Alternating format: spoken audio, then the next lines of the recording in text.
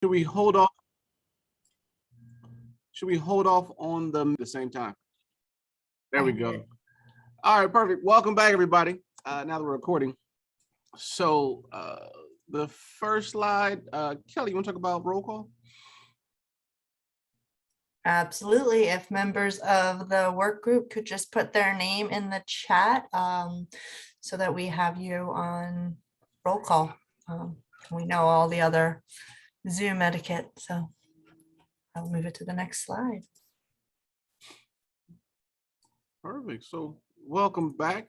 I think we can pause on the meeting minutes just to allow two other members to join us. That'd be Gary and that would be Monique.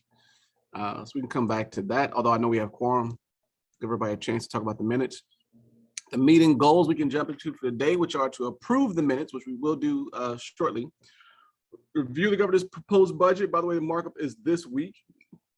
We have legislation discussion, ombudsperson resolution and bill update from Shannon, and we'll also have Tika presenting as well. And then we'll lead to public comment. So that is the goal for tonight. Chuck, you want to start us off with the governor's proposed budget? All right. Well, the governor's proposed budget is still the governor's proposed budget from before. Like you said, markup is this week.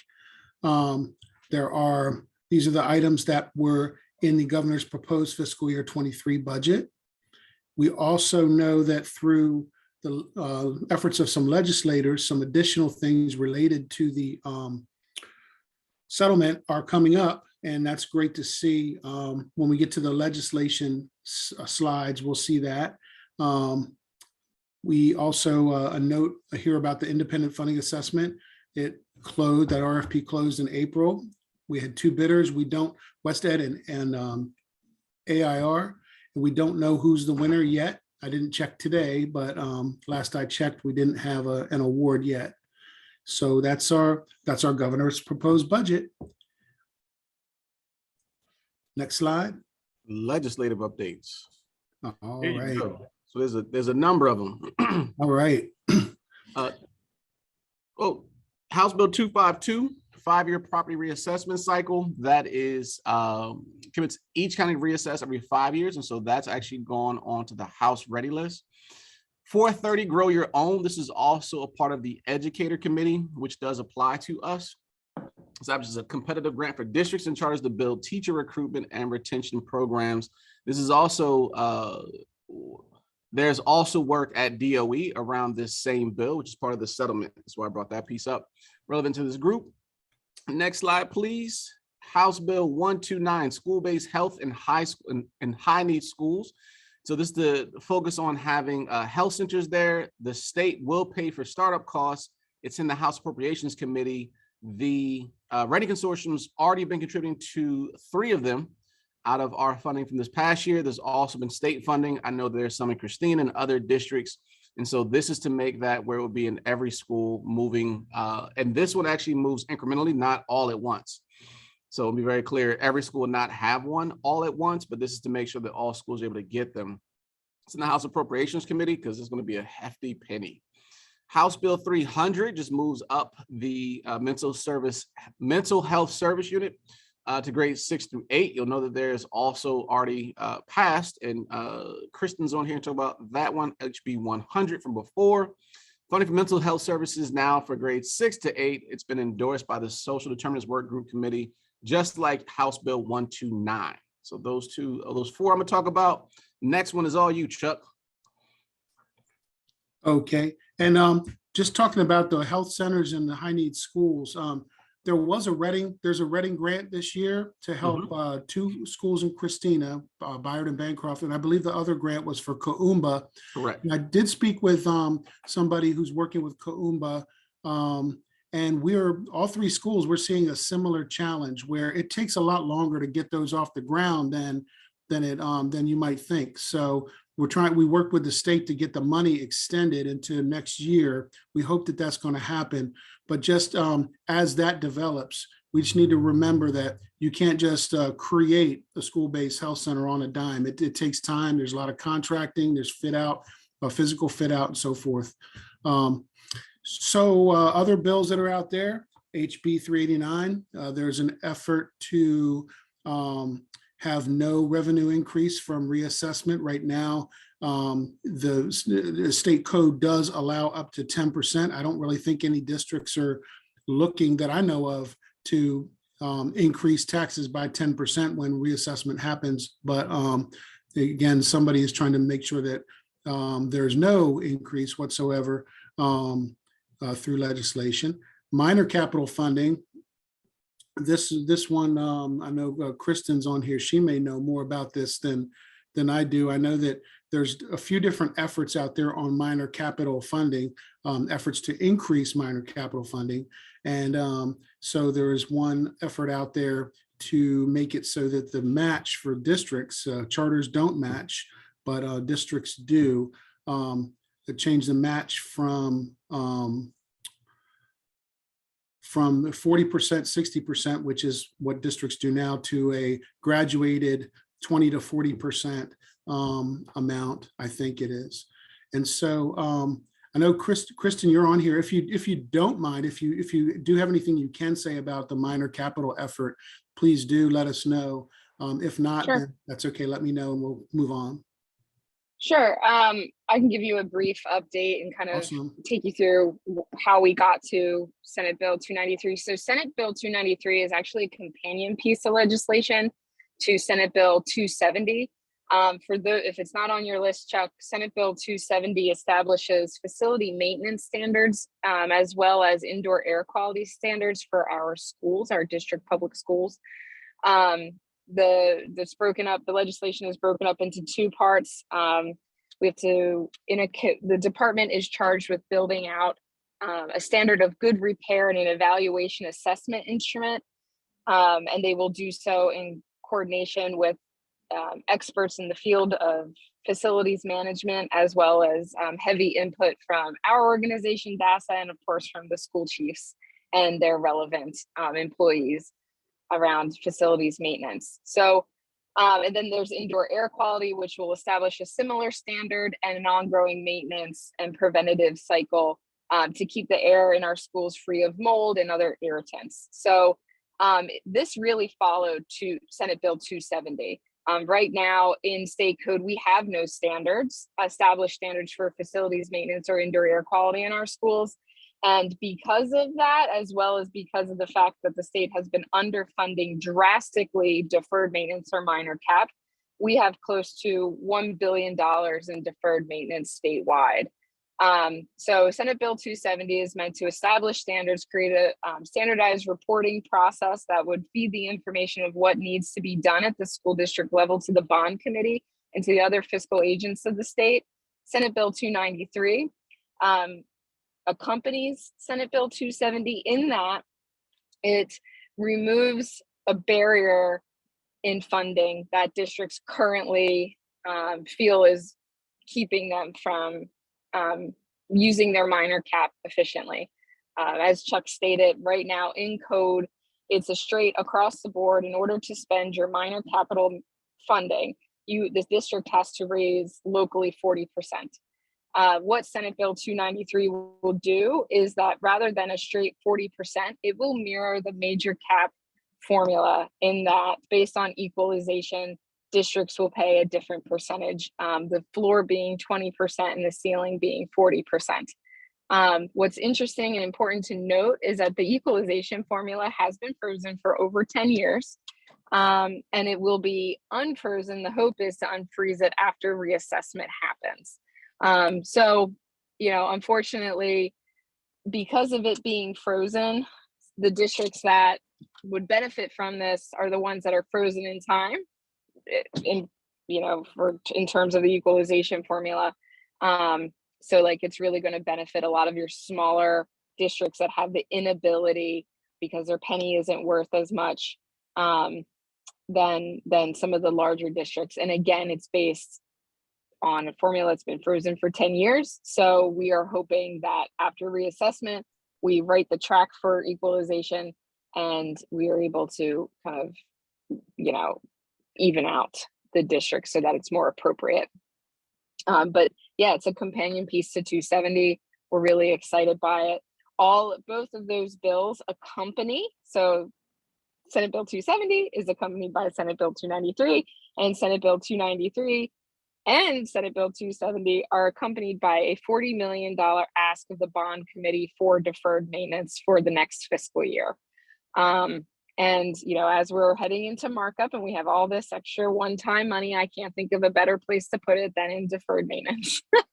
At least that's my pitch for these days. So I'm pretty confident that that minor capital funding will be increased by anywhere between $0 and $40 million. Thank you. Between 0 and 40 million. I hope it's closer to 40 million.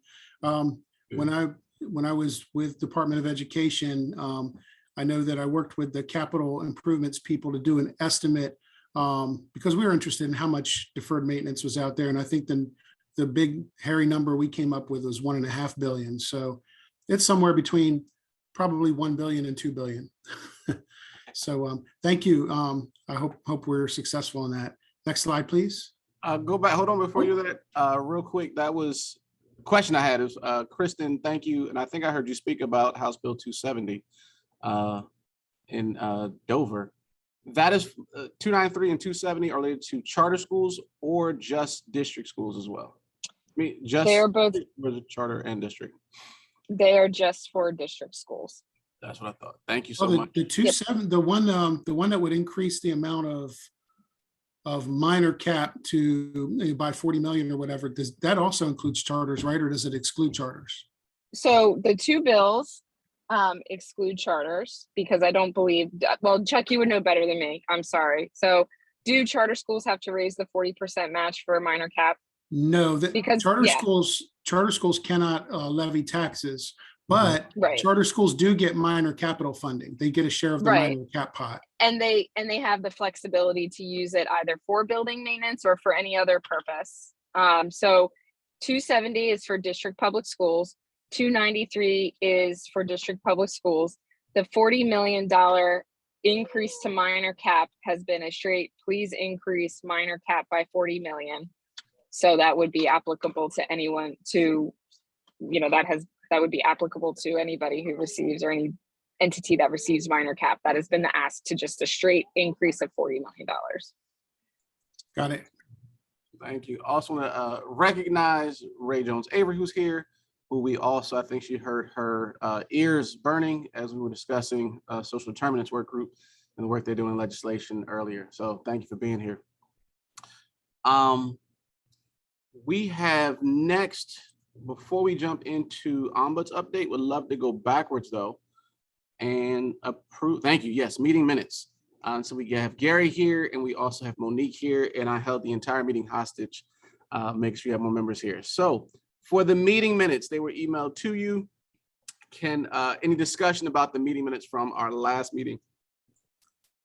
Well, they looked accurate to me. I did notice in there that I said that I was going to work on the supplanting thing, and I failed to do that. So that's still something that in the next several meetings I hope to work on.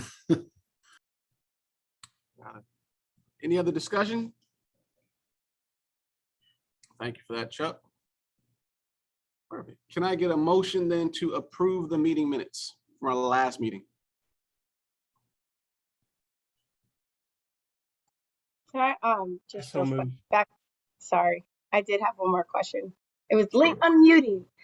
Back in the minutes, and maybe Haley, you can correct me if I'm wrong, but when we were speaking about the ombudsman program, there was a vote that I abstained from, but I think in the minutes it only looked like there were yeses and no votes. Haley, is that correct?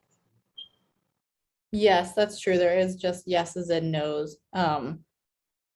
I can follow up with Brendan and we can get that corrected in the minutes. Okay, so I guess then, I don't know if someone was getting ready to make a motion then, but if not, I will motion to approve the minutes with the amendment. Yeah, yes, that's what you can do. So there's a motion to approve the minutes with the amendment of Tika being an abstention. Second for that. I second. I think I also abstained because I was unclear about a few points of the, so I think there were 2 abstentions, but with that correction, I second the motion. Is that a second or is that a first? I think that's a first. I thought Tika just moved.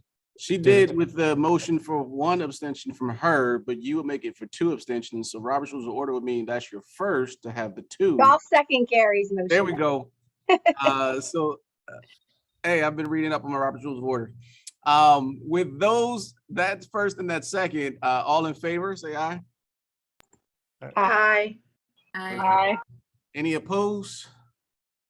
Any abstaining from that motion, which involves 2 abstentions? Just to have a very big moment here, that'd be great. All right, they're approved. So thank you for that. We're gonna go to the ombudsperson update. And yep, Tika, please share anything about the ombudsperson that you might know about. Sure. So I will switch hats here, right? Take off my parent and family advocate hat, and I will put on my ombudsperson hat to give you an update, and then I will take that hat back off. But I am very excited to announce that our office did open. So we've been open just a little over a short 6 weeks, and the 6 weeks in and of itself has been a little bit of a roller coaster as we experienced some challenges getting the office up off the ground.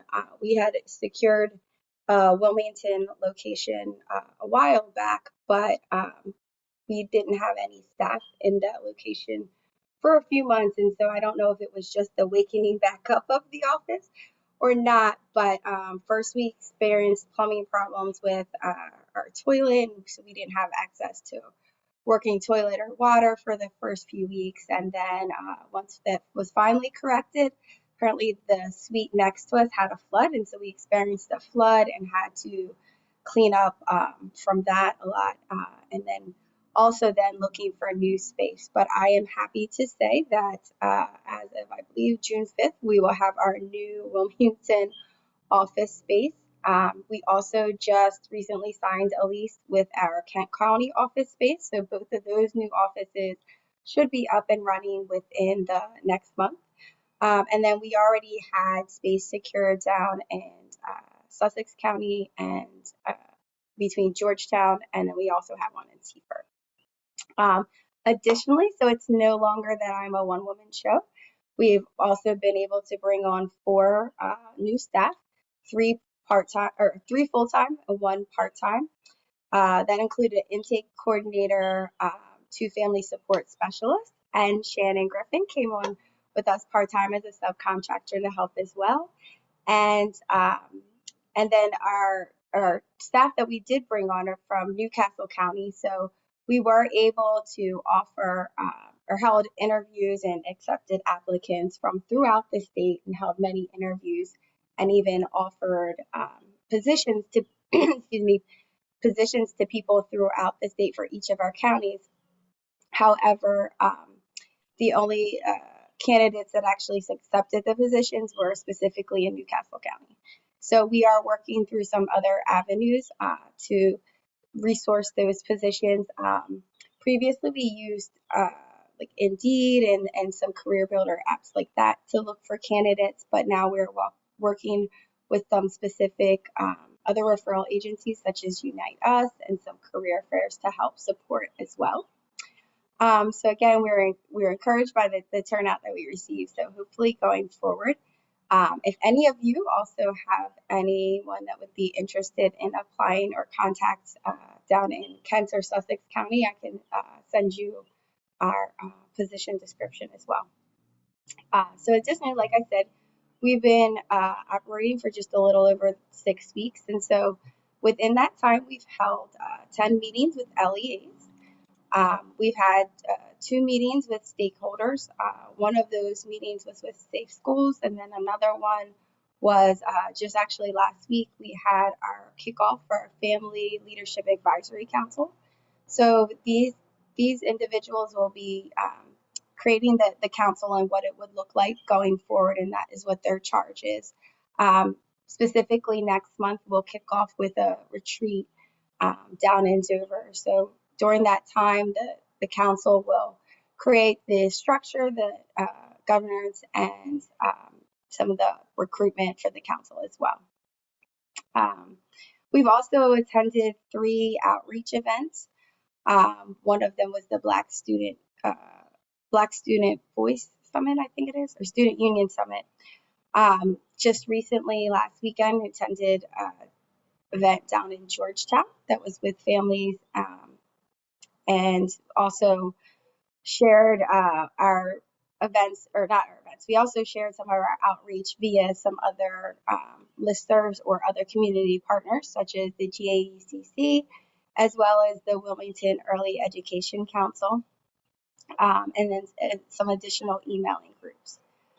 In terms of people that we've served, we have had, in the 6 weeks, we've had 14 referrals. 10 of those came in the form of calls. The other were via referral form. Of our 14, 9 of those came from Newcastle County. 3 of those were from Kent County, and 2 of them were from Sussex County. Our outreach materials in the form of the flyer and the referral code have been created in English as well as Spanish, and they've continued to be disseminated. And in terms of training, throughout the summer, we will have some trainings that are being finalized now for our families as well as our LEAs. So that is a brief update of where we are in our first 6 weeks. Does anyone have any questions? Did you say your position for the ombudsperson too? No, you know what? I did not. So I guess when I switched hat, I should have said which hat I am putting on, but thank you, Aaron. I guess at this point, I'm so used to speaking, I forgot to mention that. So I resigned my previous position, and I accepted the role of the director of the Delaware Public Education Ombudsperson Program. Yay. And also glad to note that Shannon is joining with her. So that is awesome too. And Aaron also is a member of our FLAC as well. And Aaron is on there as well. So lots of cool stuff about the settlement. Since we have Tika in her other capacity as head of this group, anyone would ask me questions of the head of the ombudsperson? Are you able to say what kind of, like, what's the nature of what you're seeing so far come through the ombudsperson program? I mean, of course you can't give details. That's definitely not good, but like any just generalities based on sample size of 14 or whatever it is so far. I would say that what we're seeing families reach out for us assistance with is not necessarily shocking for this time of the year. And that a lot of it is surrounding manifestation, determination reviews, and discipline and placement things. Bullying is another one. I think one thing that I have been surprised about so far that I'm kind of trying to see if there's any patterns on is that of the families that have been experiencing bullying, they have had the bullying addressed, some of them. But one thing in particular has been a common thread among them all is that the consequences that the person doing the bullying has been given have been restorative practices, and the families have not been happy with people receiving restorative practices as a consequence. So that was something that was a little bit surprising to me, but has been pretty significant.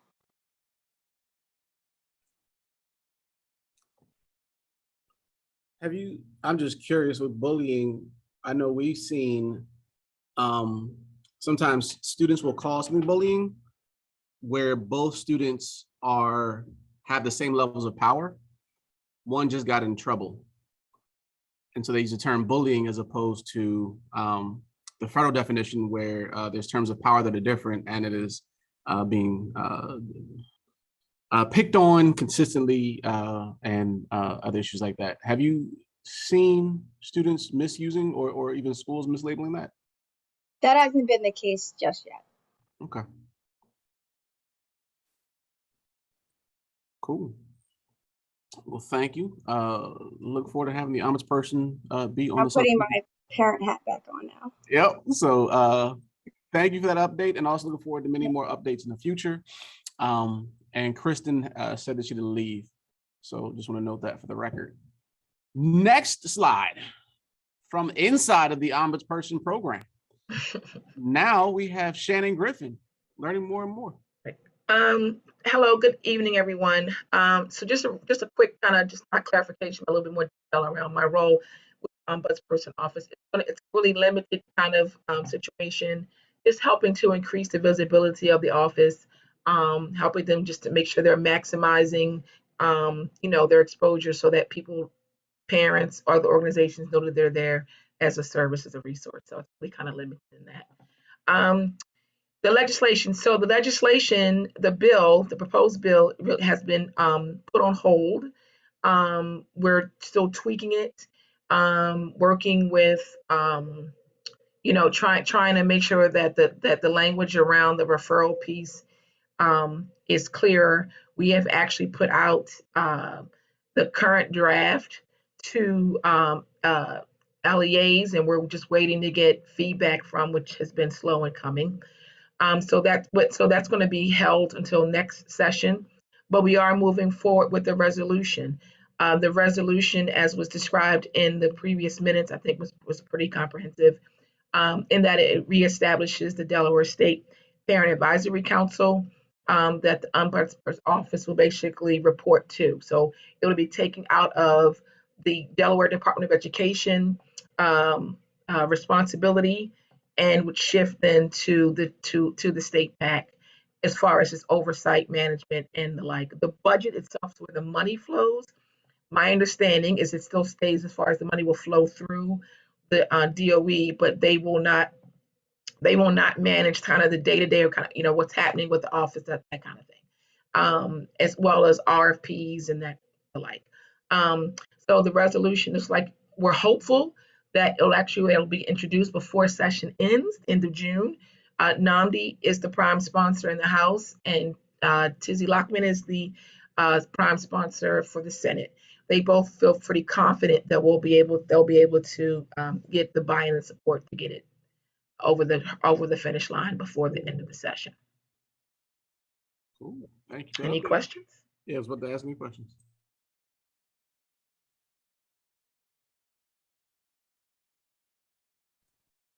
All right. Without hearing any, thank you for that update. And we're off to public comment before I serenade everyone yet again. Aaron, before we go to public comment, let's thank Brendan. It's his last meeting, right? He's graduating. So Brendan, one of our support staffers from University of Delaware, just want to say thank you for all your support. And,